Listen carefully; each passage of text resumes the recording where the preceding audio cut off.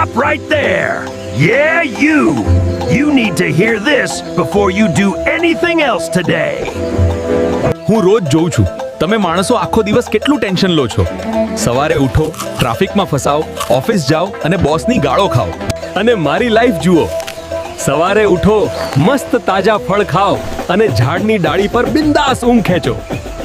Attitude તો અમારામાં પણ ફૂલ છે ભાઈલોગ, પણ અમે ખાલી ફળ ખાવા માટે ઝૂકીએ છીએ, કોઈના બાપ સામે નહીં.